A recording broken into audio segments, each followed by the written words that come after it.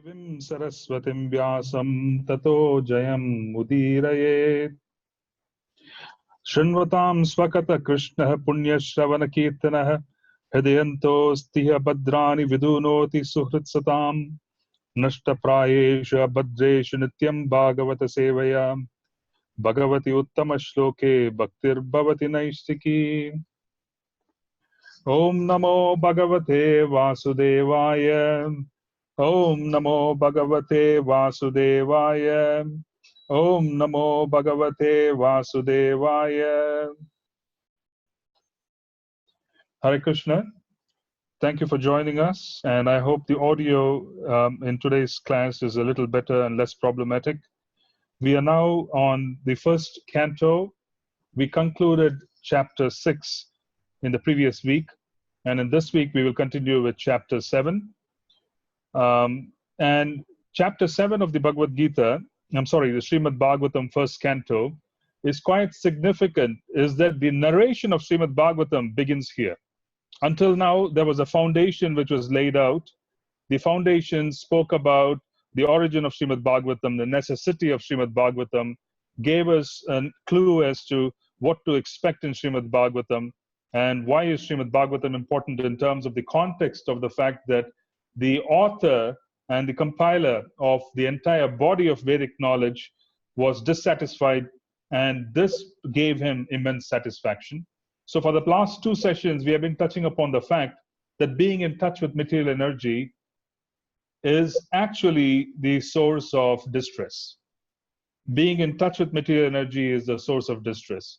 So the extent to which we have a goal which is situated in this particular world, the extent to which we are impressing upon ourselves and others that we have to achieve things in this world by endeavor, completely unrelated to Krishna, where we believe that in some our mental concoction is such that we believe that achieving such a goal is essential, to the extent to which we are immersed in the goals that are set by the peers in this world who are not connected to Krishna consciousness, to the extent to which we are disconnected from sadhu, to the extent to which we have no chanting or remembrance of the holy names, the extent to which there is no contact with Srimad Bhagavatam, the extent to which the deity in our life is non-existent or it is practically ignored, the extent to which we have no taste or desire to come and visit and stay in the Dham. In other words,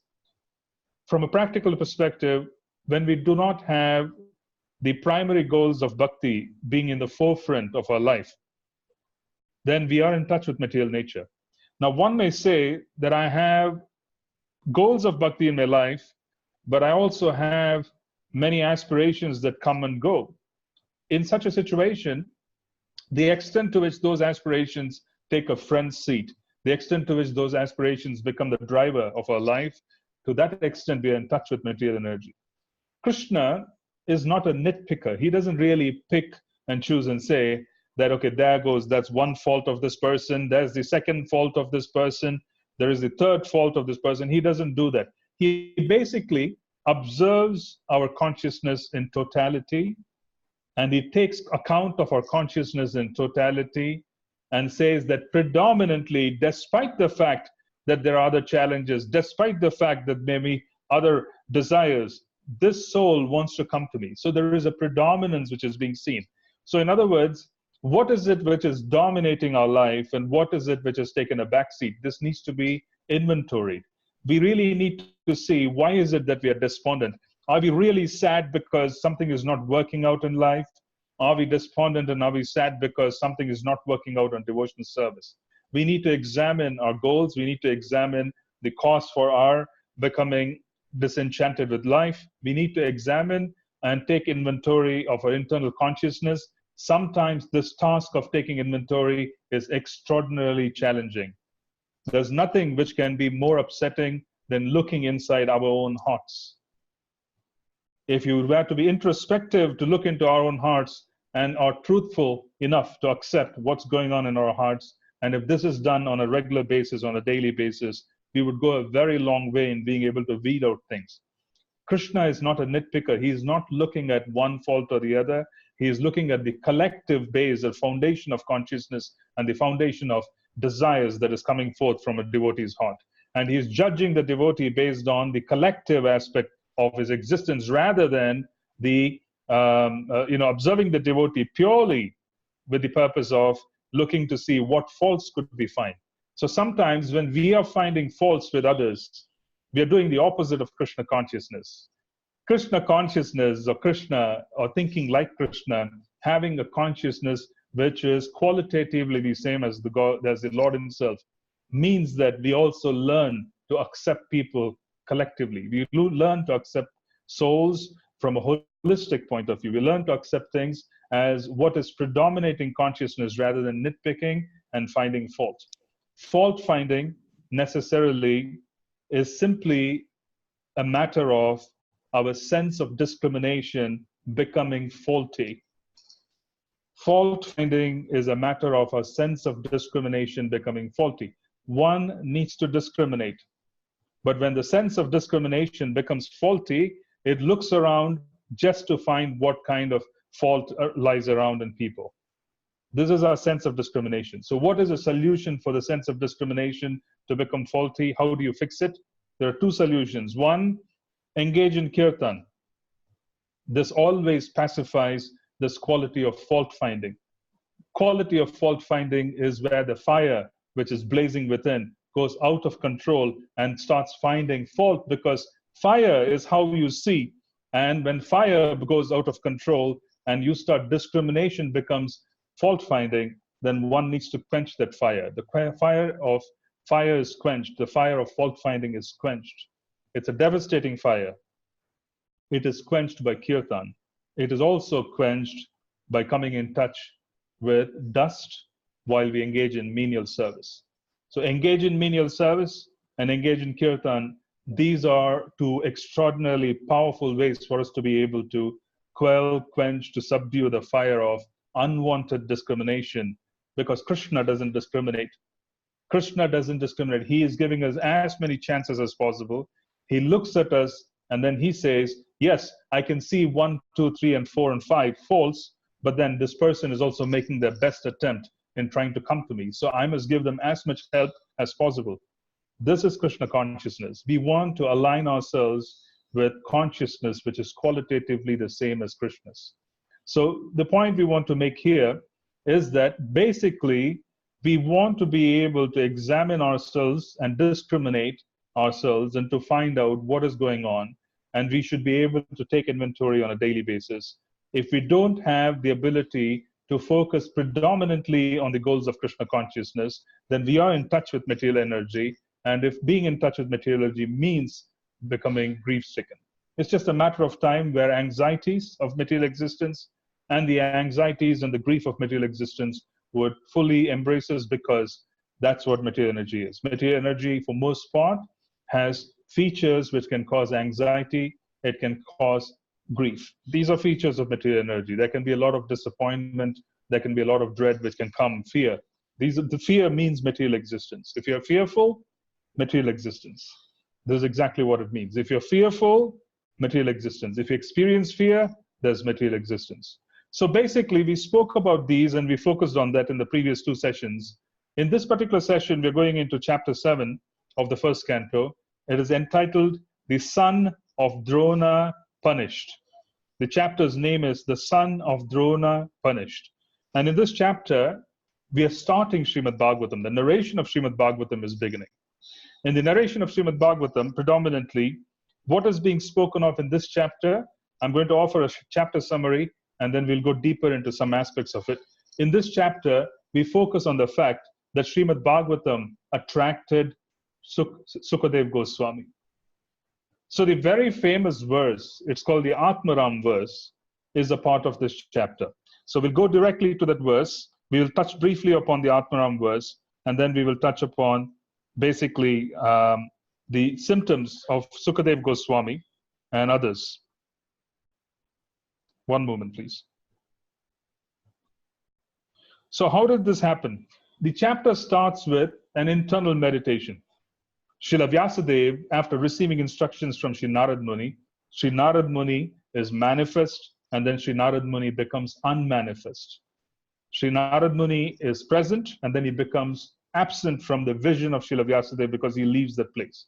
He gives instructions to his disciple, begins the process of Srimad Bhagavatam, initiates the process, and he leaves. Now, how is it initiated? The knowledge and the potency of transfer has already been done by Narad Muni. He has already given him the instruction.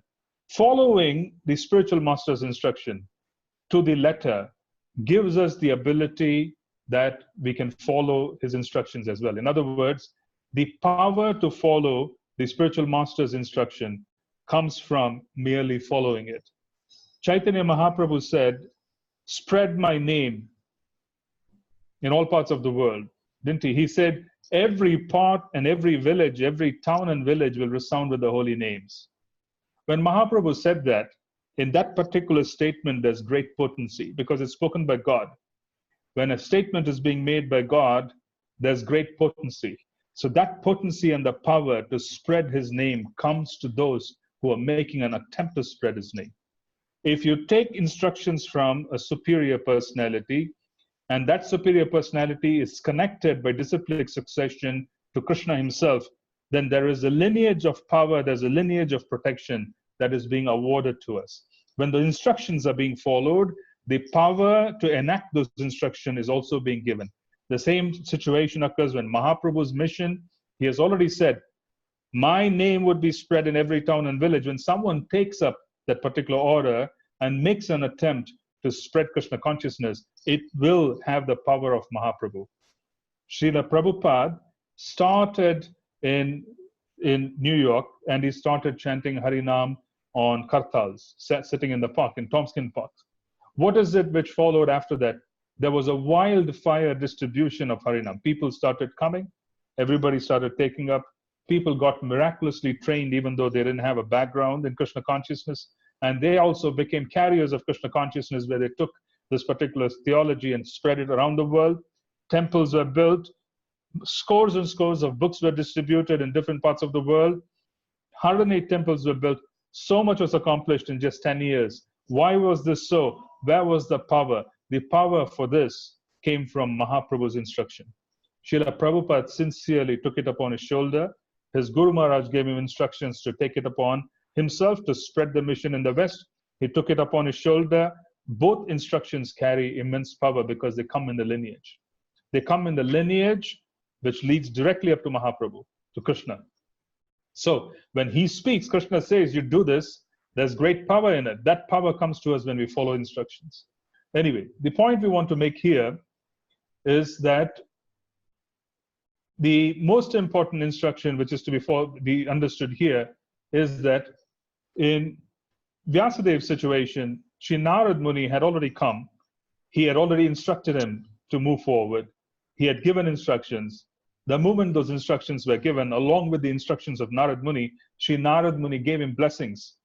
And he gave him the power, gave him the immense knowledge that is required for him to be able to produce and talk and speak the Srimad Bhagavatam.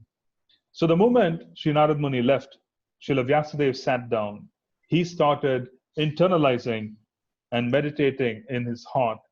He started visualizing. The moment he starts meditating, he chants mantras, he's chanting Harinam, the Lord appears. Along with the Lord, the material energy appears. In other words, there is a vision of Lord Krishna. There's a vision of the Lord lying on Sesha and giving instructions to external energy. This vision comes the moment Vyasadeva receives instructions and he starts sitting and meditating, this vision comes to his heart. What does it mean? It means that the entire Srimad Bhagavatam was visualized by Srila Vyasadeva. It was visualized by Srila Vyasadeva in his heart. He practically was able to visualize the whole of Srimad Bhagavatam in his heart as soon as Sri Narad Muni left, and it took on poetic form. The point which I'm trying to make here is that this was pratyaksha. Sri Vyasadeva was able to see the enaction of the different pastimes of the Lord in his heart. And as he was able to see all of these, he began making a note of it. This is basically the pratyaksha, this praman, this proof that is being given is pratyaksha. This is pratyaksha. He is actually experiencing everything. After experiencing everything, it is being recorded. The recording of real experience becomes praman, which is Shabda Praman. So the Srimad Bhagavatam, which are words enacted by, after real experience by Srila Vyasadeva, are non-different from the Lord. And Srila Vyasadev's experiences, because they are direct experiences and they are in a transcendental platform, whatever is experienced and recorded in Srimad Bhagavatam is of a transcendental nature. They're non-different from Krishna. The moment you come in touch with the book, you automatically feel that there's something very different about this literature. One may not even open the book. The moment they touch it, if they are pious, they feel a big change come upon them because it's like a blessing just coming in touch. Srimad Bhagavatam is non-different from Krishna. Now, what is to be understood is that Srila Vyasadeva sat down and he started meditating. Then further on, Srila Sutta Goswami, he is one of the participants of the assembly that sat with Maharaj Parikshit. So when Sukadev Goswami was speaking the Srimad Bhagavatam to Maharaj Parikshit, one of the personalities who sat in that particular small gathering was Sutta Goswami. This Sutta Goswami then relates the entire Bhagavatam to the sages in Naimisharanya. So it is being related again in Naimisharanya. So it's very important for us to know that basically, first, there is a narration in the assembly which had Parikshit Maharaj and Sukadev Goswami. So you hear Srimad Bhagavatam from that perspective. Then there was a third personality, Sutta Goswami, amongst others who are sitting there. He hears the narration, and then he again shares it to the large assembly of sages in Naimisharanya. That is the other part of Srimad Bhagavatam that we also see as being recorded. Both of these are being heard here. Now, what is to be understood is that one of the first questions which comes up is, Sukadev Goswami is liberated. How did he get attracted? So Srila Sutta Goswami explains this. He says Sukadev Goswami was in the womb of his mother. At that point in time, Srila Vyasadeva instructed the Srimad Bhagavatam to him. And he was born liberated. And after being born liberated, he was further instructed and studied the literature of Srimad Bhagavatam. So first he was instructed within the womb, then he came out and did a formal study. And when he did a formal study of Srimad Bhagavatam, he, even though being extraordinarily fully liberated, and extraordinarily elevated in terms of being in a transcendental world, he was a Brahmavadi. What is the distinction between a Brahmavadi and a Mayavadi? Anybody know? What's the difference between a Brahmavadi and a Mayavadi?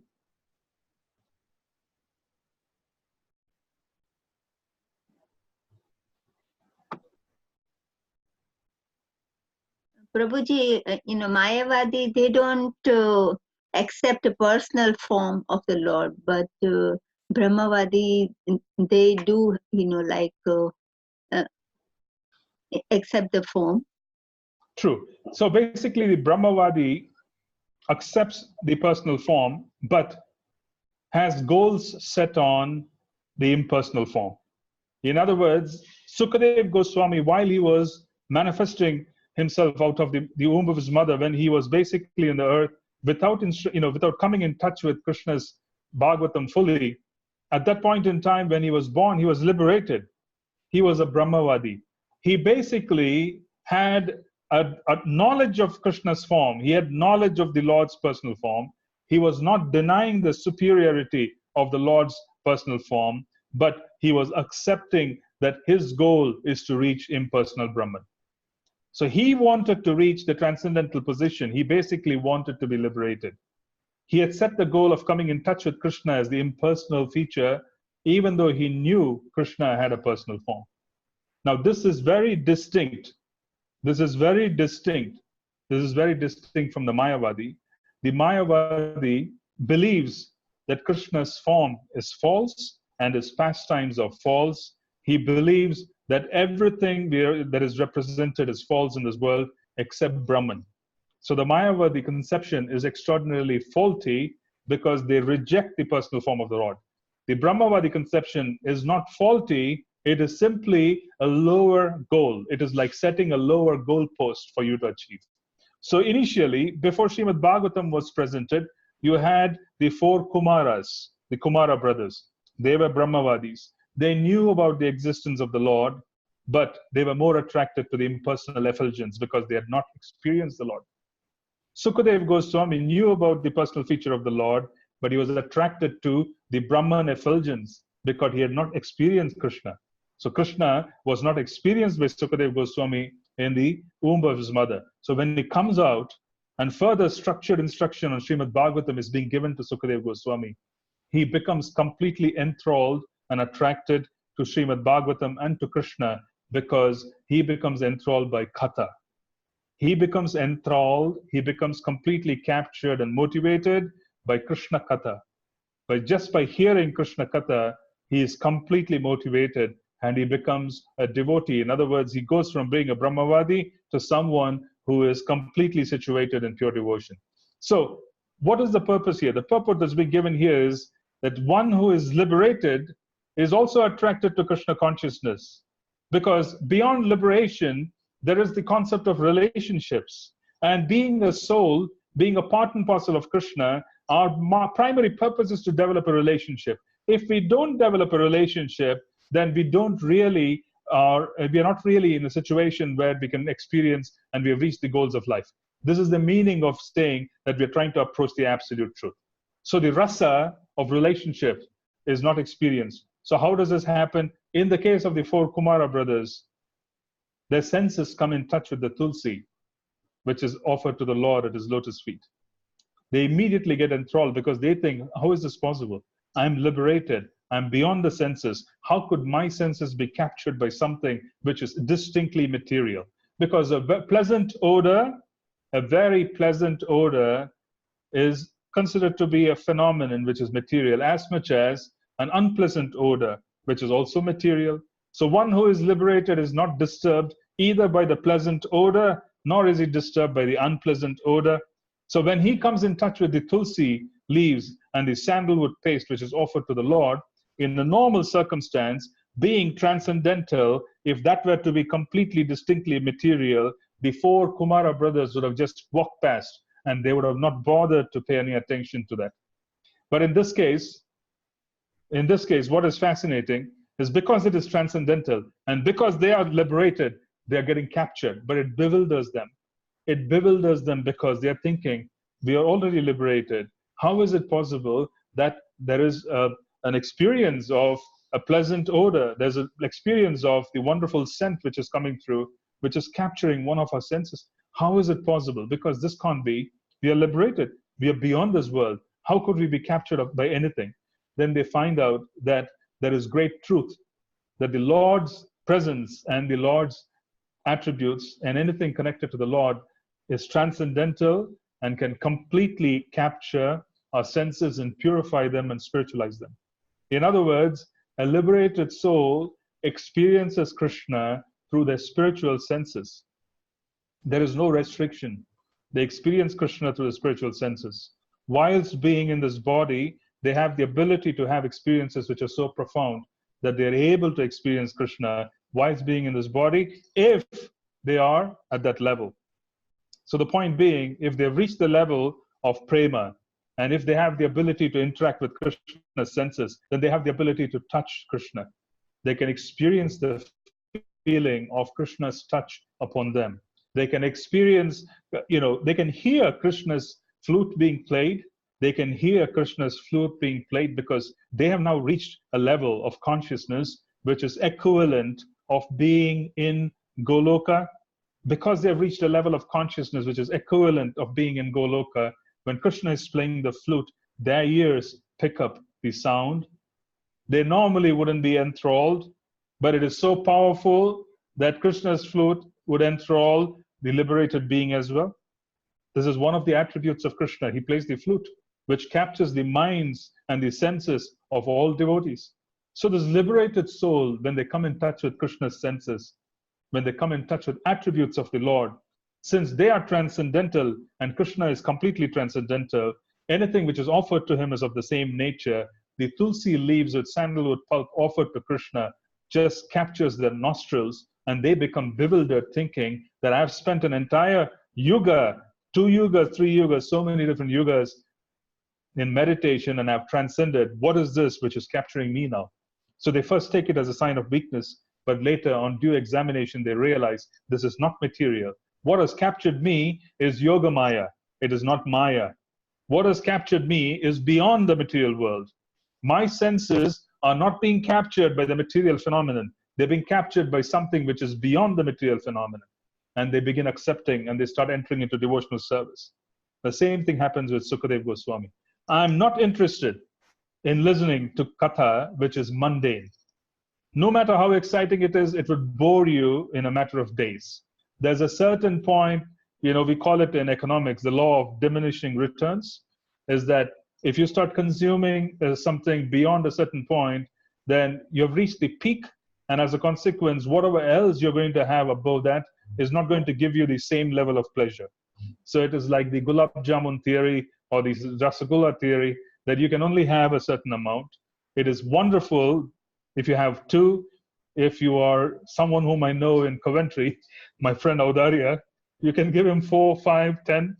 He can consume it and he will be completely blissful. But at the same time, we can't do it. I can't have more than 1 or 2 gulab jamuns or rasagullas. I'm sorry, Audarya, didn't mean to bring up your name, but it was very apt. So he's someone who is completely captured by the nature of Krishna Prasadam and sweets. But anyway, the point is that we all have a point of satiation which is far below his, and we get satiated with 1 or 2, and we can't have it because after that it becomes nauseating. So this is material nature, and you can't be satisfied. And if you're transcendental, and if the person is liberated, they won't be attracted. The perception of attraction of material energy doesn't exist. It doesn't exist. What we consider as being attractive doesn't exist for them. Because it doesn't exist, it can't motivate them. There might be some stimulus because the senses are active. But at very advanced stages, even that doesn't happen. Yeah, they can't really be motivated. So this is very astonishing. This is very astonishing, very astonishing for the sages. Sukadeva Goswami gets captured. He gets captured by the whole prospect of hearing Krishna Katha. Mundane Katha, you get overwhelmed. Krishna Katha, there is no such thing as being overwhelmed. You can read Srimad Bhagavatam again and again, and so many of you, practically all of you, have heard Srimad Bhagavatam so many times. What is new about what is being shared? Yet you are still attracted to Srimad Bhagavatam because of the transcendental nature of Katha. There is a transcendental nature of Katha where there's no such thing as being satiated. You can't really say that I'm just had enough. It doesn't work that way. Mahaprabhu used to hear Srimad Bhagavatam every day. He very specifically used to focus on Dhruva Katha and Prahalad Charita. Dhruva Charita, Prahalad Charita. He used to alternate between the 2 different life stories in Srimad Bhagavatam. Sri Gadadhar Pandit used to make this rendition available. He used to sing the Srimad Bhagavatam. Mahaprabhu used to hear every day. So there was no such thing as being satiated.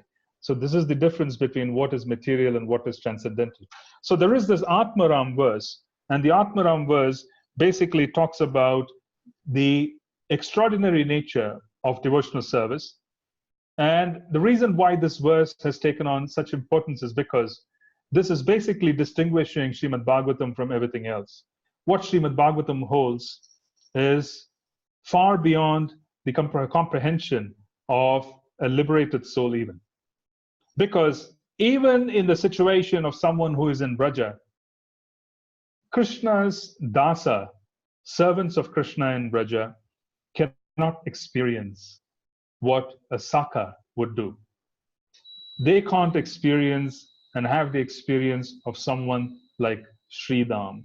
They can't have the experience of one of their friends like Sudama. Krishna and Balaram, they go out with Sridham, they go out with Sudama. Now, the servants of Krishna, who assist him as servants in the mood of Dasya, can't experience Sakya. It's difficult for them. They're satisfied with being servants. But their entitlement is only up to the level of being a das. So there is a transcendental love and exchange between them and Krishna. But they can't go beyond the transcendental love. There is different features of transcendental love.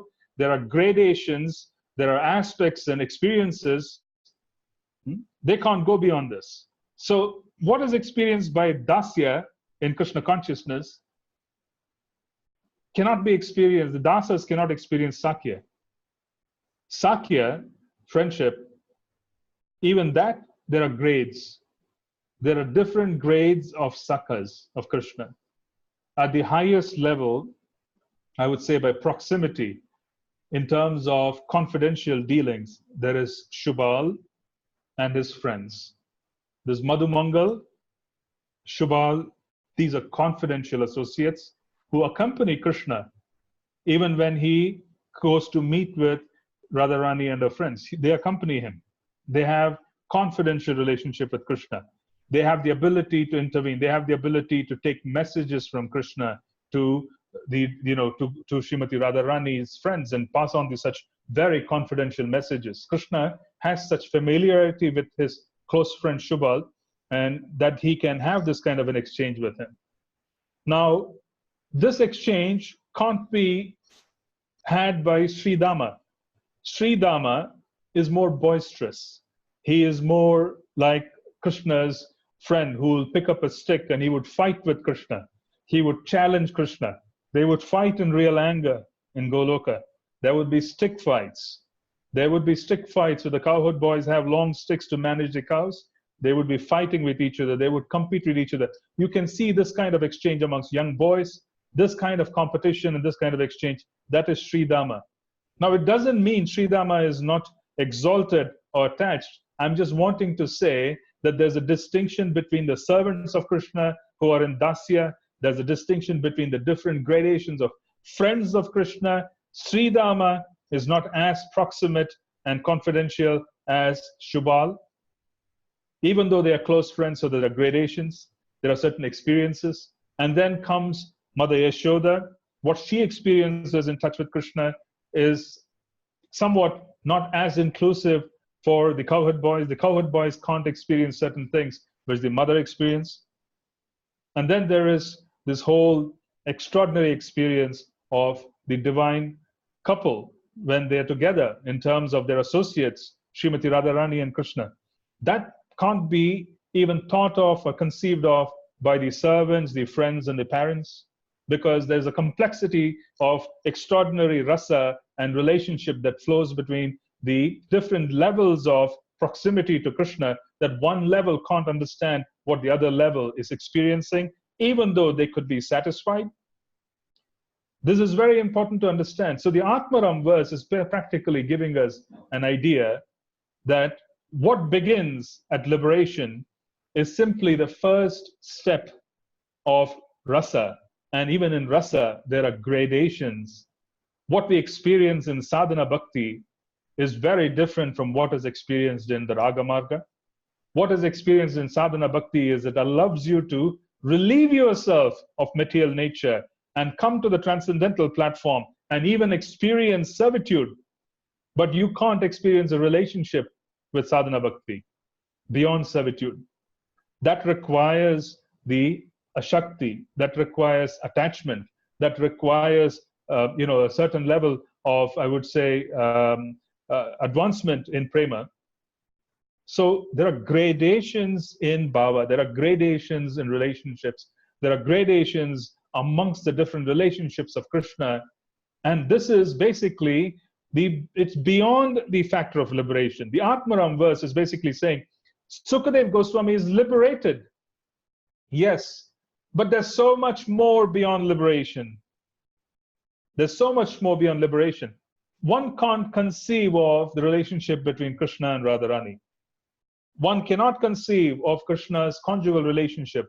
One cannot understand Madhurya Ras if one is a dasya. One is in a dasya, which is servitude. One can't understand Madhurya Ras if they're in sakya relationships. They can't. They can't conceive of it, because what is going on there in terms of the exchange, in terms of the extent of prema and the experiences within love, even within transcendental love, even within prema, these gradations come because of relationships and can't be experienced by one another. The Atmaram verse is highlighting this fact. It is highlighting the fact that the moment you step out of the material world, you are in the spiritual sky, You can call yourself liberated, but that's when life begins. We say the mode of goodness is a platform. The mode of goodness is a platform even in the context of pure goodness. We go from the material mode of goodness, it's a platform. At the very least, be sattvic, because without being in the material mode of goodness, you can't practice Krishna consciousness. Beyond the mode of goodness, and when we are free from passion and ignorance, which is what we talk about in Srimad Bhagavatam, we experience transcendence. This transcendence is also a platform. It is not the real deal. There's something beyond transcendence. What is it? It's relationships. Even in relationships, there are gradations. There's only some which is being experienced in the avatars, right? Prahlad Maharaj experienced Shantaras. There was no motivation of service. He was actually chanting the holy names. Narasimhadev appears. He destroys Hiranyakashipu. There is an exchange of love between Prahlad and Narasimhadev, but it is Shantaras. There's no motivation for service. There isn't. There is no motivation for service. When the Lord appears in such a fierce form, what do you serve? What do you do there? You just keep chanting. Rasa, which is flowing there, is Shantaras. Everybody is trying to pacify the Lord. The Lord is sitting there and he's receiving service. And Prahlad Maharaj is completely subdued. He sits and he's offering prayers continuously. He just sits and keeps offering prayers, looking upon the Lord. Then you look at the different avatars. If you go into, for example, Lord Rama's avatar, very interesting. In Lord Ram's avatar, Lakshman, he used to serve him day and night. If you really want to learn service, if you want to learn the concept of Dasa Dasanudas, read Sri Ramayana. If you want to learn the concept of Dasa Dasanudas, it comes from Ramayana. Krishna Leela doesn't expand on Dasa Dasanudas. In Krishna Leela, there is Vishramba. Everybody is equal to Krishna. Someone is chastising him. Someone is binding him, his mother. His friends want to ride on his back. There is no such thing as Dasa Dasanudas in Krishna Leela. How do you learn Dasa Dasanudas so that you could serve Mahaprabhu in the mood of Dasa Dasanudas? Where do we even talk of Dasa Dasanudas? Because Krishna Leela doesn't have an expanded view of Dasa Dasanudas. This expanded view of Dasa Dasanudas comes from Ram Leela. It comes from Ram Leela. It comes from the pastimes of Lord Ramachandra, where Lakshman and Hanumanji, who are exemplars in Dasya Bhakti, they show us what it is to be a Das. Lakshman did not sleep for 14 years. He did not eat. He just practically was 100% awake so that Lord Ram could be served. He was an exemplar in serving Lord Ram in terms of Dasya Bhakti. Even though he was a brother, he was a Saka. But there was Dasya Bhakti. And even though there was Dasya Bhakti, even though he was a brother and he was a Saka, Lakshman did not feel very satisfied. He felt very restricted because there was so much formality in being around Lord Sri Ram because he was a king. He was basically, royalty which had to be acted upon. There was always people surrounding him. There was protocol. So Lakshman felt very restricted in expressing their love. In fact, some of the most happiest times in Ramayana is in Chitrakoot. It is one of the most happiest times in Ramayana where they spend time very happily. You actually find that even though they are in the forest, Ram, Lakshman, Mother Sita, it's a very happy time. Very happy time. Yeah? So basically, what I'm trying to say is that in Ramayana, you learn Dasya Bhakti. And when you learn Dasa Dasanudas in Ramayana, the Dasya Bhakti in Ramayana is very different from the Dasya Bhakti in Krishna Leela in Braj. The Sakya Ras experienced by Lakshman is very different from the Sakya Ras experienced by Balaram. This Lakshman becomes despondent. He says, what is this formality? There's such eagerness for Lakshman to wanting to experience proximity. That is not available. Then he experiences all this proximity as Balaram. Balaram basically is a father, mother to Krishna. He's protective. He plays the role of Vatsalya. He is basically a nurturer. He takes care of Krishna in many ways. He's an equal friend. So to some extent, he joins with Sri Rama and others. He has his own friends, but he also comes and becomes a part of the entourage of Krishna's cohort boyfriends. And then he is also, I would say, a das of Krishna. He basically serves Krishna. So Balaram experiences a lot more than Lakshman does. So this gradation beyond liberation exists. This is the Atmaram verse. If you can't really lump everything beyond the spiritual sky into one pot, saying it's non-distinctive. It's in fact extraordinarily distinctly flavorful, that there are so many different aspects of relationships that it is inconceivable. It is inconceivable for one who is in one relationship to see what's happening in the other. They can't conceive of it because the extent of the whole extent of what is possible for a jiva to experience in Braja is inconceivable to a resident of Ayodhya. So this is the nature of the Atmaram verse. So why are we so eager to be liberated? Mahaprabhu, he's basically explaining this to Sanatana Goswami. Liberation is a stepping stone. It is the initiation. It is the first point. It is the beginning of our lives, is to be liberated from material energy. It is not the goal of life. Therefore, we say being peaceful is not the objective of Krishna consciousness. We want to be agitated. We want to be intense enough so that we could experience the real rasa. Being peaceful is not the goal of Krishna consciousness. Being peaceful means wanting to be liberated from material energy. Brahmabhuta Prasannatma, very satisfactory, very, very happy because you are now free from passion, ignorance. You're situated in transcendence. Great bliss flows through you. This is liberation. Mahaprabhu is saying this is your first step. This is the stepping stone. The story begins when you're liberated. The story begins when you're liberated. Then you start looking at different relationships. The intensity of gradations of relationships with Krishna start with this Atmaram verse. This is basically giving us the glory of Srimad Bhagavatam, saying, yes, so far, whatever has been written is to liberate a soul. What is being spoken of now is for those who are liberated. So we'll read the verse and the translation.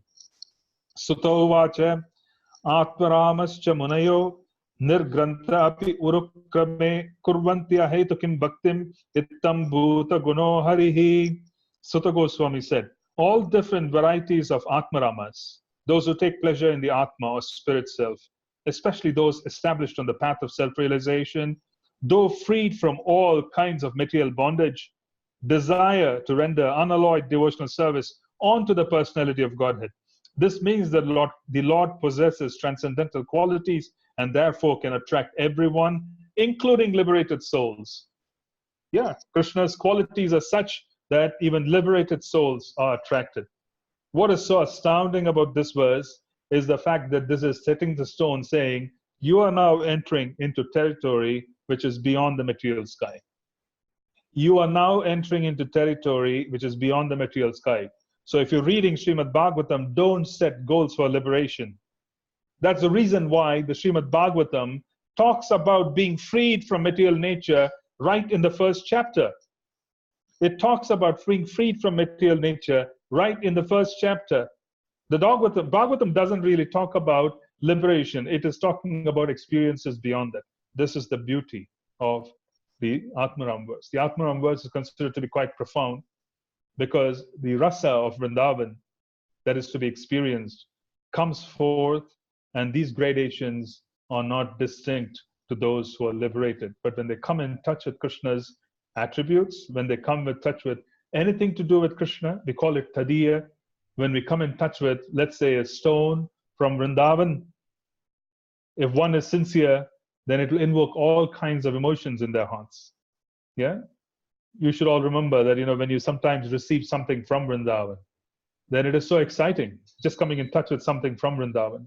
It is so exciting. Why? It's because it is connected to Krishna and it's equivalent. And as a consequence, it invokes the sense of relationship. It brings forth emotions in our heart. It is definitely beyond even the liberated state. This is being spoken of here in the Atmaram verse. This is actually one of the most important verses of this chapter. So when we want to talk about a chapter summary, Here, the Atmaram verse is contextual because they're saying, so far we spoke of purification. So far we spoke of different objectives. But now we are beyond all of that. We are entering into territory which is beyond the material sky. It is for those who are liberated. Even those who are liberated will become completely enthralled and motivated and captured by what is being offered here. So this is being spoken of. So this is quite fascinating to see that this is being inserted at a time when the actual narration of Srimad Bhagavatam begins. When the actual narration of Srimad Bhagavatam begins, then this is being given to us. It is being given to us very contextually, saying that this is when Bhagavatam is beginning. It means that you are beyond the material sky, and it means that now you're entering into the territory of relationships. And because the Lord is transcendental, now he has great capacity to attract.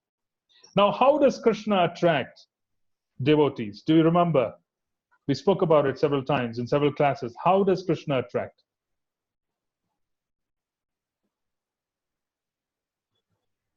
How does Krishna attract?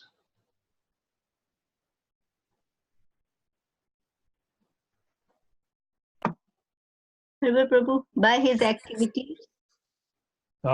Yes. You know, I'm asking for specific answers. Perhaps you should grab a pen and paper so you could write down. I'm going to give you these specific answers today. How does Krishna attract? Hare Krishna Prabhu. Yes. By allowing to serve him, by inspiring within, allowing to serve him. Yeah. Okay. What else? Hare Krishna Prabhuji. Yes. By his name. By his name. Yes. What else? Yes, absolutely. It's a great answer. By his name. Krishna attracts us by his name, and he also attracts us through the Guru. Two principles of attraction. Oh. While he's attracting us by the name, he is also attracting us by the Guru. Two principal modes of attraction. Yeah? Means of attraction is by the name and by the Guru. By the name and by the Guru. So Krishna basically begins attracting us. So when we reach the spiritual sky and we go beyond, and in the spiritual sky and beyond, we are attracted by Krishna Katha and Krishna's Nama. Krishna's Nama has the capacity to take us from a material conditioning all the way beyond the material world and then also establish a relationship. Krishna Katha, Srimad Bhagavatam, takes us from the material world, frees us from passion and ignorance, and then takes our hand and places our hand on Krishna's hand, gives us a relationship.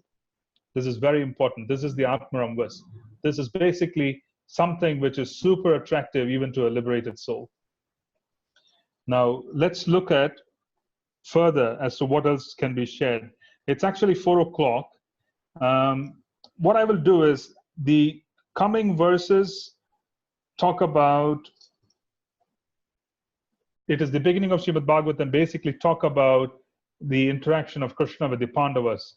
Contextually, it has more to do with the chapters that are going to come after this. It has more to do with Mother Kunti's prayers. It has more to do with Krishna seeking. We will be doing all of that together. So I would rather reserve that for the following session. I will end here today, and I will take questions from you and on today's topic, and then we will go further.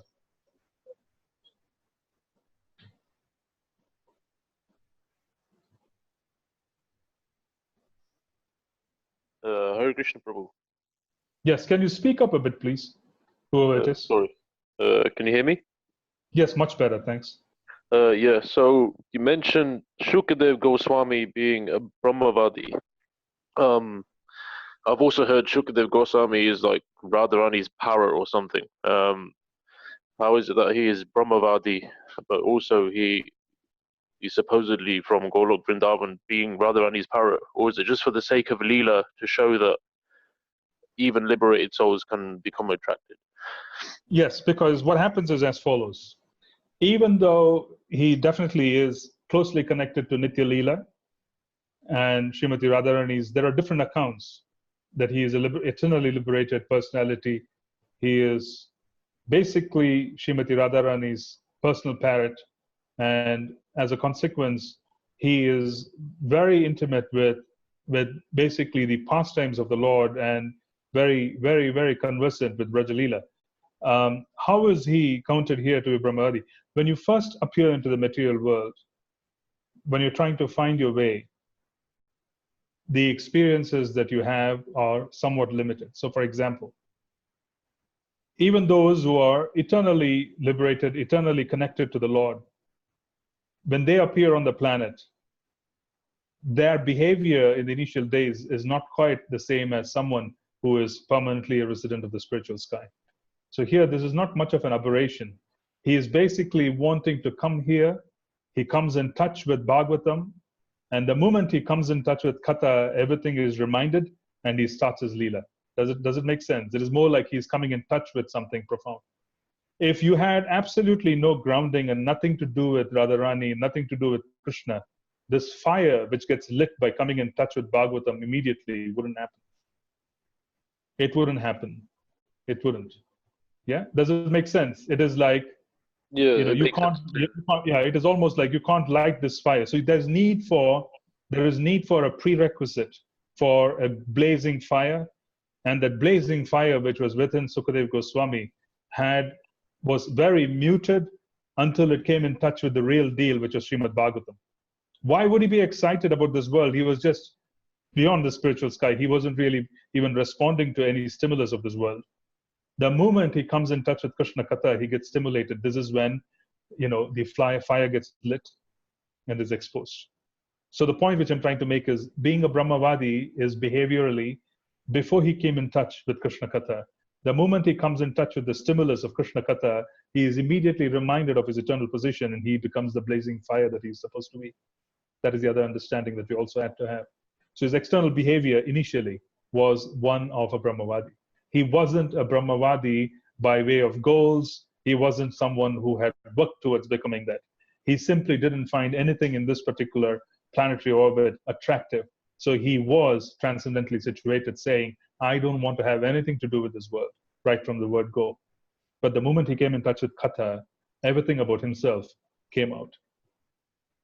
It is said that a parrot, when it bites a mango, if you ever grew up in India, any of you would have had the opportunity in your younger days to have had fruits that have been bitten by parrots.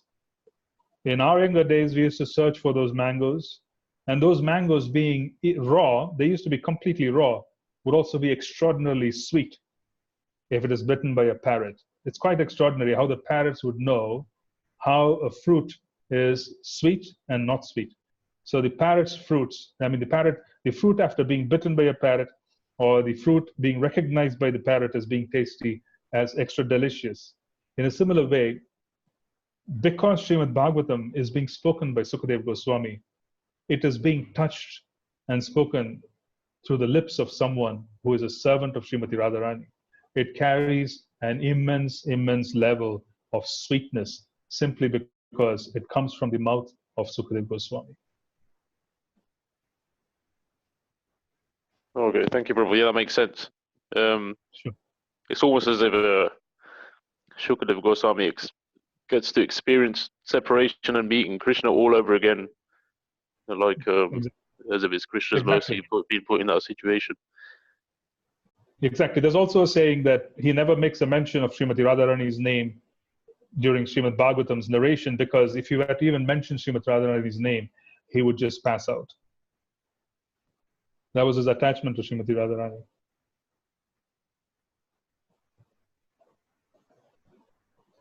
Thank you, Prabhu. Sure. Hare Krishna, Prabhuji. This is Hema Gopika Dasi. Haribo? The one question that you asked in the last, like, how does Krishna attract devotees? The second principle by the Guru. Can you please elaborate a bit on that, Prabhu? Yeah. See, initially when we come in touch with Krishna consciousness, we hear from so many different personalities. These are Siksha Gurus.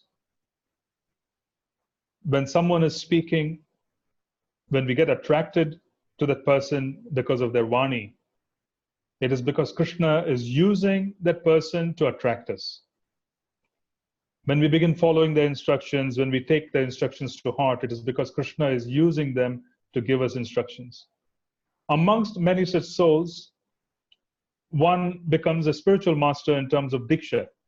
So, amongst the many who attract us, amongst the many whom Krishna has used to attract us, one of them also becomes the diksha guru.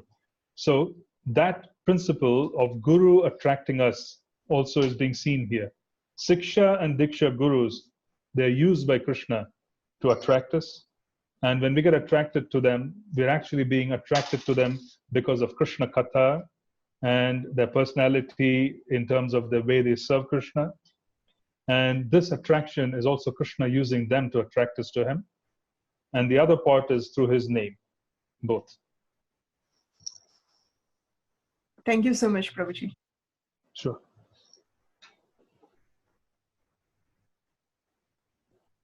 Any other question or comment?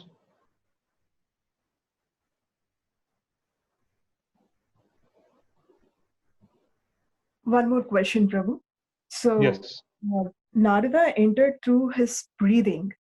So, did Narada Muni has, how should I understand this, Prabhuji? What are you referring to? Okay, text 29 of chapter 6. Okay. One moment. Let me just go directly to that so that I Yes. could read the translation. Oh, the previous chapter. Yes, Prabhuji. One moment.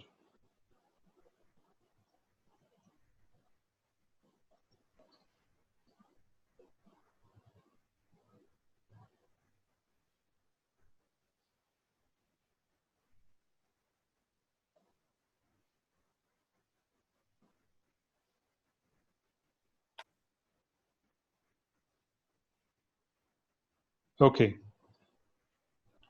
At the end of the millennium, when the personality of Godhead, Lord Narayana, lay down within the water of devastation, Brahma began to enter into him along with all creative elements, and I also entered through his breathing.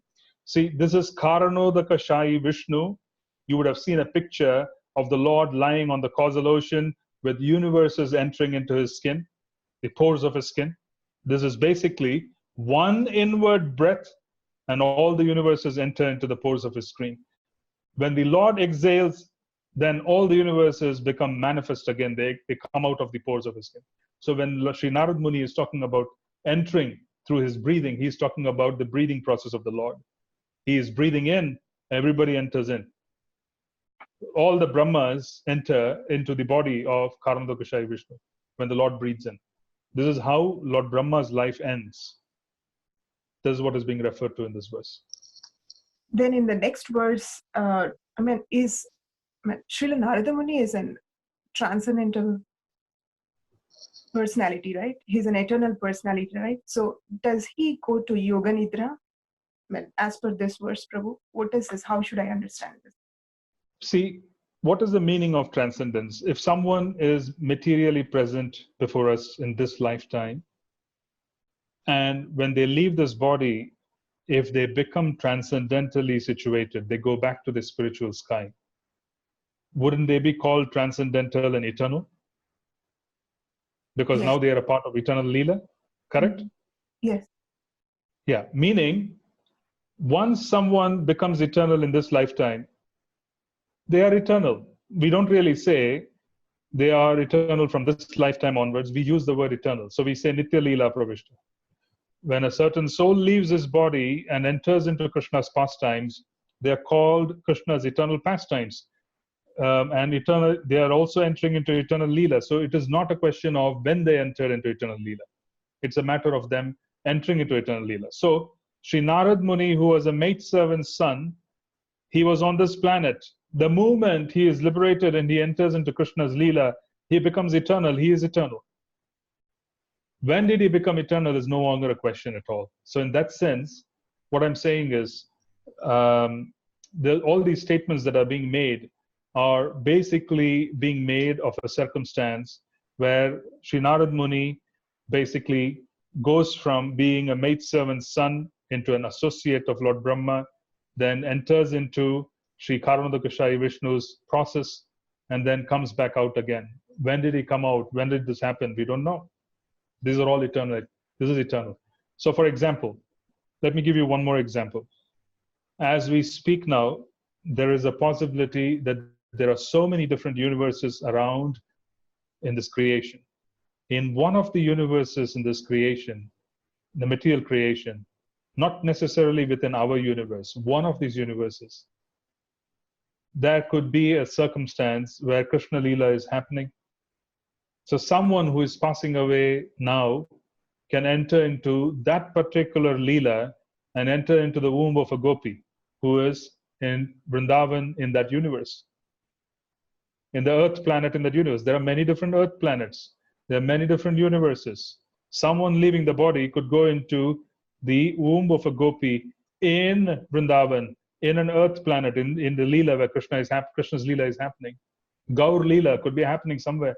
Someone could enter into Gaur Leela directly. Gauranga could be delivering a different universe at this time. We don't know. The point I'm trying to make is that once that person enters into Krishna Leela, whilst being in Krishna's pastimes that are happening in this planet, and then along with Krishna, they would also depart to the spiritual sky. This is basically a circumstance which is similar to what is being described, that he first comes, enters into the, becomes Narad Muni, and then he goes back and comes back again, and eternally he is situated as Narad Muni. Does it make sense? Yes, Prabhuji. Yes. And one more question. Can I ask, Prabhuji? Yeah, you can, yes. In purport of 31, they specified that rishis can't travel into transcendental world like Narada. I mean, it's close Sorry, to the end. what is the question? Rishis can't enter into transcendental world like Sri Narada Mahamuni, but how come the 4 Kumaras have entered Vaikunta? That's my question. That, yeah. There are different Vaikuntas. In every material universe, Kshirodakashayi Vishnu, who is the Gunavatara representing Brahma, Vishnu, Shiva, one of the Gunavataras, he is accessible, he is present in the outskirts of the material universe, in the spiritual sky, but in the outskirts of the material universe. You can access that.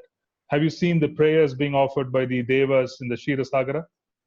So Kshirodakashayi Vishnu is available there.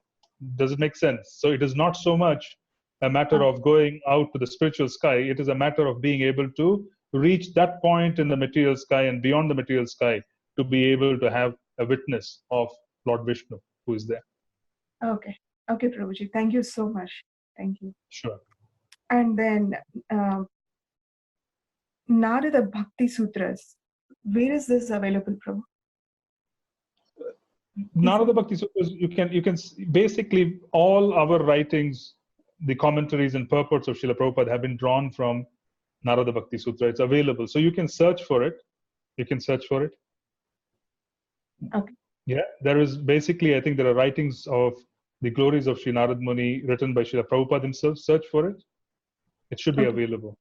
Okay. But our work is also drawn from him. Uh-huh. Okay. Yeah. Hare Krishna, Prabhu. Yes, Mataji. Yeah. Prabhuji, where is this Atmaramasya Munayo? Is this in which chapter? It is basically seventh chapter. Okay. It is in the 7th chapter. I'll give you the exact verse. I think it is verse 10. I'll just give it to you. I'll confirm that. Thank you.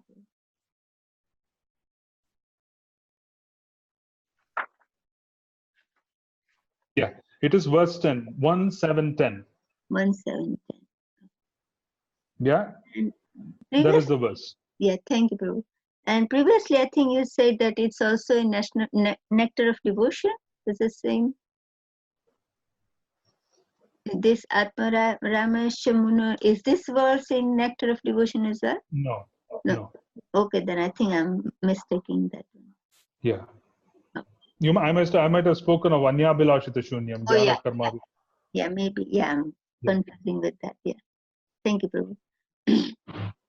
And Prabhuji, you were, saying that,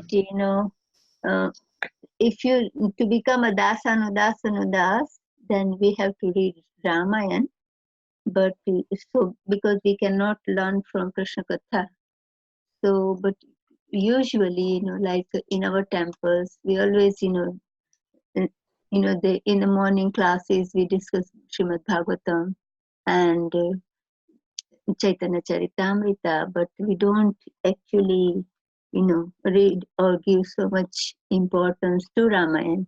They do ask us to read, but like we don't read in the temple or get so many of classes and things. So how do we understand this?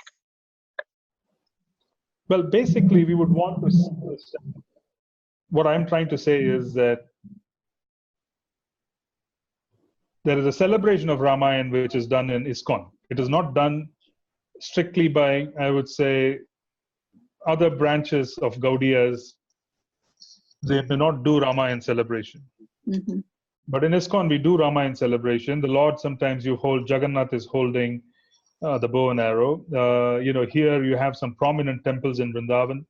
On the particular day of Ramanavami, you have Krishna holding a bow and arrow, etc. This is being seen. So the point which I'm trying to make is that Dasya Bhakti, to be properly understood, can be understood from Ramayana. We can understand and we can inspire ourselves by doing it. You can do that. This is an extra. Even though in our temples we don't do it, the primary exposition, I would say, or demonstration of the Bhagavad Gita is done in the Ramayana. The first demonstration of Bhagavad Gita was given to Vivaswan. He is the sun god. It is in the lineage of the sun god that Lord Rama appeared. So Bhagavad Gita was first spoken to the lineage of Lord Ram. So the Siksha which was given of Bhagavad Gita came in the lineage of Lord Ram. The exemplary action which Lord Ram showed in the Bhagavad Gita, in the Ramayana, is basically demonstrating the principle of the Bhagavad Gita. He is demonstrating the principle of the Bhagavad Gita. So we can't really say that we are not seeing examples of Ramayana. Even though we don't discern it, we don't understand it, or we can't absorb it fully, Bhagavad Gita's exposition is very aptly demonstrated in the Ramayana. This is Harikatha. Ramkatha can teach you Dasya Bhakti. It can teach you principles. How could one approach Lord Chaitanya Mahaprabhu? Can one approach Chaitanya Mahaprabhu as an equal? No. He was extraordinarily strict. Mahaprabhu, when he appeared, he was extraordinarily strict with his behavior and his rules and regulations of enacting his dharma. He was very strict. In sannyas dharma, he was very strict in terms of what to be done with sannyas and everything else. He was very strict. So there was no such thing as approaching him as an equal. Everybody approached him in the Dasya Ras. Mahaprabhu was approached in the Dasya Ras. But where do you learn Dasya Ras from? You learn demonstration of Dasya Ras in Ramayana. So you learn Dasya Ras and you approach Mahaprabhu with the mood of being a das to Mahaprabhu. Also taking on that mood was Nityananda Ram. When Lord Mahaprabhu he basically demonstrated, Mahaprabhu just demonstrated his different Shadbhuja Rupas. He demonstrated himself as Vishnu, he demonstrated himself as Narayan, he demonstrated himself as Ram to Nityananda Ram. So when he was demonstrating that I am Ram to Nityananda Ram, Lord Nityananda internally became inspired that I am Lakshman. This is what allowed Mahaprabhu to order Nityananda Ram. He was an older brother. How could the older brother be ordered by the younger one? He was ordered by Mahaprabhu to go and spread the mission of Krishna consciousness. Lord Nityananda took that in the mood of Lakshman, that I have to fulfill the orders of my master. He didn't sleep, he didn't eat. He went away to Gaudadesh. He went to distribute Krishna consciousness. And the way he distributed Krishna consciousness was in the mood of Dasadasa Anudas. How could he be Dasadasa Anudas when he's in the mood of Balaram? He can only be Dasadasa Anudas in the mood of Lakshman.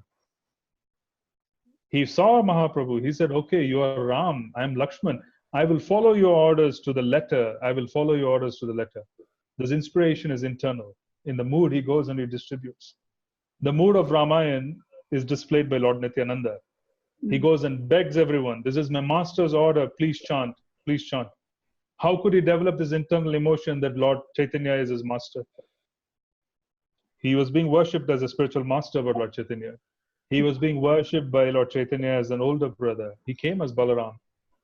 How could he develop the internal mood of he is my master? So yes, Balaram has Dasya Bhakti, but there is a certain informality in the Dasya Bhakti. Yeah, Lord Nityananda took on that particular order upon his head, like Lakshman would take on Lord Ram's order. He saw the Rupa of Mahaprabhu. This is seen in the last few verses of the first Leela, Adi Leela, Chaitanya Charitamrita. Read the Adi Leela, towards the end you will see a few verses where Mahaprabhu appears in different forms before Lord Nityananda. One of those forms is Lord Ram's form. He becomes confidential, more confidential. Then he shows himself as, Mahaprabhu. Lord Nityananda basically motivates himself internally to go and serve. So this is Dasya Bhakti. This whole concept of Dasa Dasanudas has come from Lord Nityananda, who is in the mood of Lakshman, who is serving Mahaprabhu and is distributing holy names here and there, giving mercy.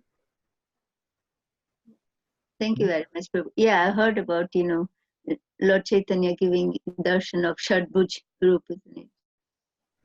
Yeah, the Shadbhuj Roop basically indicates that if one follows and understands the Vidhi of Ramayana, then one approaches Lord Chaitanya in the mood of Dasa Dasanudas and executes his mission. And then Lord Chaitanya allows one entry into the Leela of Krishna. Thank you, Prabhu. One more question. Prabhuji, like when was Ramayana was written?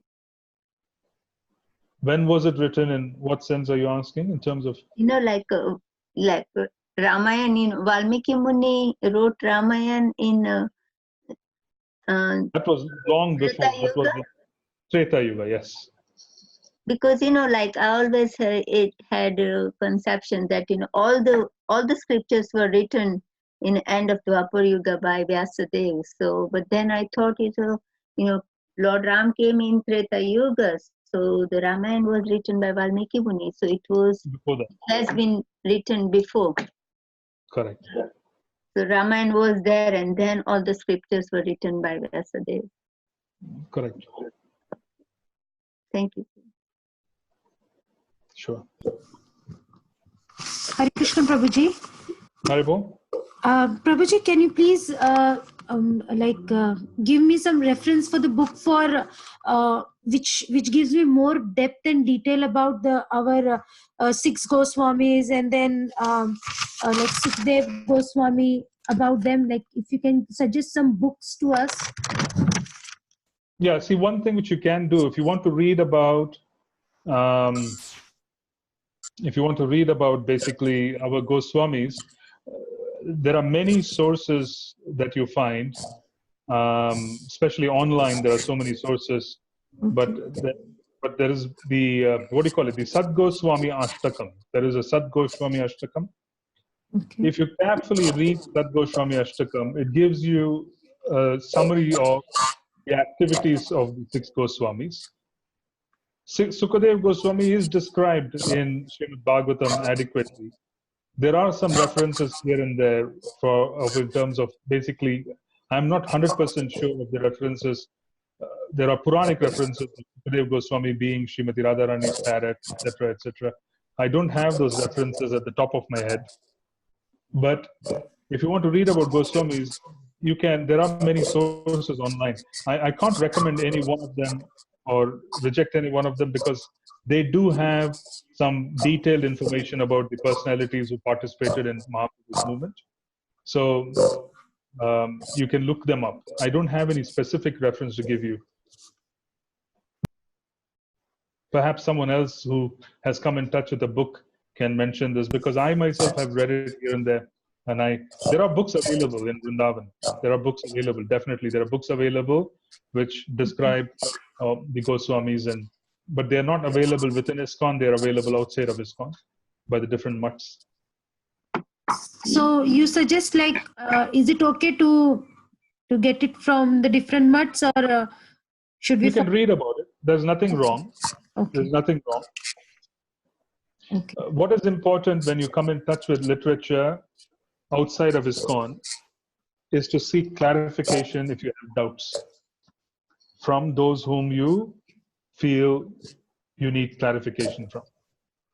In other words, whom you can seek clarification. So don't keep any ideas in your head after reading things which are outside of ISKCON, which may not agree with Prabhupada in certain ways. Sometimes you might find something, and our understanding would say this doesn't agree with Prabhupada's statement. The moment that comes up, you should mark it down and seek clarification from someone who is senior to us. Then that person should be able to clarify, saying, okay, this is written here, and this is what Prabhupada said. Either it is different or it is the same, etc. So that's the way to approach literature outside of what's being offered by Prabhupada. It is safer. Okay. Okay. Thank you, Prabhuji. Sure. Prabhuji, I got one book of the six Goswamis of Vrindavan, and this one is written by Stephen Rawson. Yeah, you could use that. Absolutely. Stephen Rawson is Prabhupada disciple. Yeah. Yeah, you could use that. Maybe Mataji, you could post it in the WhatsApp group, and then Okay. Others could use it. Yeah. Okay. Thank you, Prabhu. I will do Sure. that. Hare I Krishna, probably Prabhu. I would have also read about it from Stephen Rawson. It's just that I might not have connected it. Go ahead, please. Yes. Sorry, yeah. I had one more question, if that's okay. On the topic sure. of rasa, you mentioned that real devotional service or devotional service starts on the liberated platform after becoming free from the material modes, and then devotional service starts. So I assume this refers to perfectional stage or sadhya stage or bhava stage or something. But so the question was, does that mean we don't experience or taste rasa until we're on the liberated stage? As close as we get to the liberated stage, to that extent, we would still be a little bit unclear. But the rasa, or the specific mellow of attraction that we have for Krishna, understanding that, oh, I am a cowherd boy, oh, I'm attracted to service amongst the circle of Srimati Radharani, and this has nothing to do with the body. Someone could be a woman and they could be attracted to the cowherd boy Leela of Krishna. So there really is got nothing to do with the body. So the point I'm trying to make is that this particular understanding of what I'm attracted to is not amply clear until we reach the highest stages of being freed from passion and ignorance, which is after Nishta, it starts unfolding, and then it becomes quite intense, and then it's revealed at the higher stages after Nishta. So at the very least, one has to be almost liberated. Almost liberated means being freed from passion and ignorance. Almost being freed from passion and ignorance. Is that like a prerequisite also for practicing Raganuga sadhana? See, Raganuga sadhana, by its very name, means it has to be spontaneous. And spontaneity can't be, I would say, you can't really hijack spontaneity and then enforce it upon ourselves. Spontaneity, by the very definition of the word spontaneous, has to begin at a time when we come in touch with certain stimulus, or we are in the company of someone who is already in that kind of a mood, and we ourselves are qualified for us to be able to understand what that is. Does it make sense? It is like, typically, one has to understand what has been given to us by Prabhupada in terms of freeing ourselves from material nature by chanting of holy names, liberating ourselves from the material sky through the chanting of the holy names, purifying our senses whilst we are at it by engaging in service. Very important, especially if you're in the West. If you are in the West, if you are in any city where you don't have stimulus, you're not in Mayapur or Vrindavan, then there is a necessity for focused service. By focused service on a daily, weekly basis, this would constantly purify our senses. By purifying our senses and chanting of the holy names, we slowly, steadily are supporting Mahaprabhu's mission. And because we are Kripa Siddhas, we are basically recipients of mercy, and our perfection depends on mercy more than our own effort. At some point, Mahaprabhu's servants would glance upon us and they would give us mercy so that we could make advancement and we receive a glimpse of the reality of the spiritual life. And what I'm trying to say is basically Raganuga Bhakti, which is spontaneity, is also a matter of, I would say, cultivation, but after appropriate focus on sadhana bhakti and purification. Does it make sense? It is like first you prepare the ground for spontaneity before you get there. That's what you need to do. It makes sense. Yeah. Yeah. Thank you, Prabhu. Sure.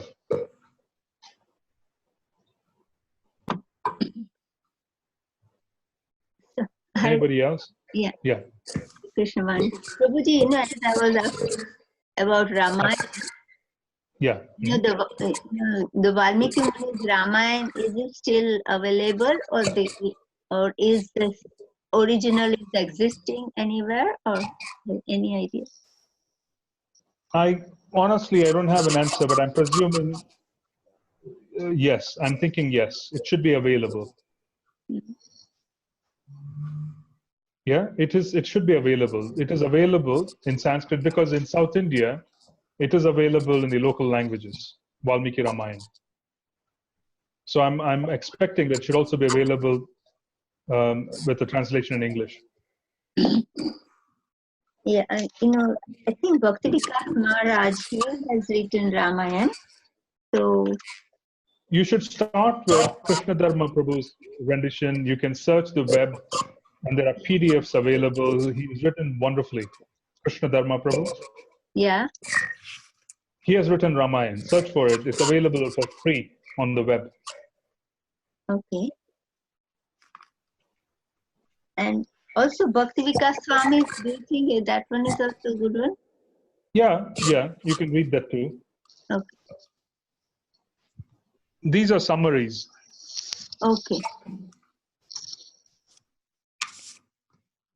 I think start with the summaries and then go on the real one. Hare Krishna Prabhu. I Yes. thought I came to know Valmiki Ramayana, just the Balakanda one. It's available now. Is it okay if I post it in the group, Prabhu? Now, where is it available? It is here. Oh God. One of my third brother. Now I think he had done that, and it is. I could post it to you. Maybe then you can post it to you. Yeah, Is that sure. okay? Absolutely. Yeah, please. Yeah. Thank you, Prabhu. Hare Krishna, Prabhuji. Haribo? Prabhuji, is there any other reference or any other explanation in detail about the river Saraswati related to with Vedas? I mean, the beginning of chapter 7, they talk about, Sutta Goswami talk about the river Saraswati. I can't hear you. Can you speak up? Prabhuji, now am I audible? Yeah, much better. Thank you. Okay. On the western bank of river Saraswati, Sri Sutta Goswami talks about river Saraswati linking with Vedas. Is there any other explanation in detail, Prabhu? Why is river Saraswati linked with Vedas? Well, basically, that is where Srila Vyasadev's ashram was. Yeah? That is where Srila Vyasadev's ashram was. So if your question is, how is it linked? I don't have, perhaps I can look up and I'll give you a suggestion later. But that's where the ashram was. Okay, Prabhuji. I just wanted to hear the specific significance of Mother Saraswati, River Saraswati there. Yeah, Prabhuji, like Bhakti Rasamrit Swami, he has given series on holy rivers at the manor. We had the last one yesterday. And if I get hold of that class, I can put it on the on our group. And yeah, you can do that. Yeah. He was explaining about Mother Saraswati yesterday. So, yeah, I'll do that. Sure. Hare Krishna Prabhuji. I just want to ask you, like, so, like, oh, I have seen like devotees, few devotees, they get, they are attracted to one form of the deities. Like some are very much attracted to Krishna, some to Gauranga, some to Narsinghadev. So like that, I feel more attraction to Panduranga. I don't know, maybe because I'm from Maharashtra, that's why. But before coming to ISKCON, I was not that much attached to him. But now when I listen to the bhajan also, or the name of also the Panduranga, it makes me cry. So the thing is, like, Panduranga is worshipped with Rakhuma Bai, that is Rukmini Mataji. So is it okay, like, if we like commit some offense like to Radharani, if I'm just praying to them or something? No, see, this is your motivation. That is your motivation. Pursue the motivation. Okay. Yeah. I've just been once to the temple there. Yeah. I think Lokanath Maharaj has his temple very close to the Pandurang temple. Okay. Yeah. Okay. So that's fine. And in future, if I want to get Pandurang deities at my home, so that is okay, because it will be with Rukmini, so that will be fine then. Well, see, why don't we first start with basically you're trying to understand that Leela, yeah, and then chanting, because I can't answer questions about deities in general, yeah. Okay. I have to think about it, because it's just the fact that it is quite a serious business in having deities at home. Okay. So I'm suggesting that it is nothing. See, if you are encouraged by the form of Krishna who is celebrated in the local region where you come from in India, and you feel very attracted, then that is wonderful. That's fine. One need not, imagine that everybody should walk in a certain way. If you're motivated by that, then so be it. But the point which I'm trying to make is, with deities, one has to be really careful. That's all. Okay. Okay. Thank you, Prabhuji. Sure. Hare Krishna Prabhuji, one Mataji was asking about Atmarama verse explanation. I think I came across this in Teachings of Lord Chaitanya. It's very detailedly explained how Sri Chaitanya Mahaprabhu explained this to the Sanatana Goswami Maharaj. Yeah. No, yeah, basically the Atmarama verse, she was mixing up a verse that I normally use from Nectar of Devotion with the Atmaram verse. So basically it sounded, that was her question. I see. Okay, Prabhuji. Yeah.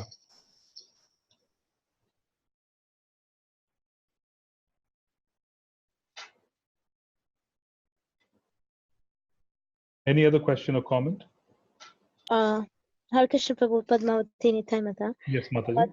The Mataji was asking about Panduranga Vatala, that deity. I was just thinking, always, it has been very long time. I'm very much attracted to Srinathji. So I don't know from where it is coming from. And Srinathji, I'm not from that part or anywhere. I'm a Sri Lankan and I'm a Tamilian, so I don't know. But this must be coming from Dubai. I don't know how, somehow. But I always keep a small picture of Srinathji in the altar. And once I'm in the class, I did ask Satyaprabhu Prabhu, because mostly there is another sampradaya. They just, people, they think, I don't know, I can't remember this name. Is it Somina? No. They always keep Srinathji. Mataji, that's Pushti Marg. Yeah. So I said, no, because I'm attracted, that's why. But is that okay, Prabhu? Because Sita Prabhu said... Here's the situation. Okay. What I see this is as follows. Okay. Until we have an understanding of our relationship with Krishna, yes, until we are basically purified of our passion, ignorance, and we reach the point of being able to fully understand who we are in relationship to Krishna, whatever motivates us is perfectly fine. Some of us could be motivated by worshipping Lord Nrsingadev. Some could be motivated by, for example, the feature of Dwarkadish. Someone could be motivated by, basically, as you say, Srinathji, who is followed by some other parampara. There are devotees who are very motivated by the opulent worship of Krishna, as done in Vaikuntha in the Sri Sampradaya. All of these are motivations which essentially are not distinctly harmful, because they are allowing us to move us away from our conditioning of the previous lifetimes. But who we are in relationship to Krishna, and whether Krishna is ultimately who he is, that is the conclusion of Srimad Bhagavatam. That basically is something which should begin when we are at a stage where we have the ability to free ourselves from passion, ignorance. Our conditioning goes away. For instance, the matter of conditioning could be that we have certain affiliation to a certain family. We have affiliation to a certain kind of culture from the past. And we have been worshipping a certain kind of deity in the family for many, many ages. All of these could have affiliations and attractions and so on and so forth. Ultimately, what would happen is, once all of this gets cleared up in terms of who we are in the spiritual sky, some of these motivations could continue. Someone could still say, after being freed from passion, ignorance, everything else, I'm completely freed from my past. One could, and they're constantly chanting the holy names could reveal that you indeed need to go Vaikuntha. And you are Lakshmi Narayan's servant, you are not Krishna's servant. It could happen. So what I'm trying to say is, until we are there, worshipping Krishna as Dwarkadish, Srinathji, as Vittalnath, all of this is fine. Worshipping him or accepting him and being attracted to him. One need not fight such attractions. One need not feel guilty about those attractions. Do you understand? That is all I'm trying to convey. Don't feel guilty. Continue chanting. If they are attracting you, so be it. He is Krishna. He is attracting you. And at every stage, look and see. Once you get attracted and once you are going and progressing in your Krishna consciousness, are you still attracted? It's a matter of experience. So what I'm saying is, don't feel guilty about it. At the same time, don't assume that this is be all, end all. There could be a lot more that you have to experience. Of course. And Prabhu, it's not actually, I'm not inspired, but I don't know, many times Srinathji has attracted me. I could say there are so many ways it has happened. I'm inspired always with Nitai Gaura. That is, I'm always inspired with Nitai Gaura. But I don't know, for some reason I just get attracted whenever I said, oh, Srinathji, it's, I don't know whether it is. It's fine. What I'm saying is it's perfectly fine. See, Srinathji is perfectly fine. Okay. Vittal is perfectly fine. All I'm trying to say is there really need be no, I would say, in the sense, it is difficult at early stages of evolution for us to fully pinpoint why the attraction is. Do you understand? I'm saying It is okay to be attracted. It is fine. Continue with it. It's fine if you're motivated. If you're going on a yatra to India, you want to visit Nathadwara, where Srinathji is worshipped in Gujarat or Rajasthan, you could go there, have a darshan of him, which is perfectly fine. There really is nothing wrong with any of these. What I'm trying to say is, you're asking me why. I'm saying I can't answer you because you yourself would know why later. Okay.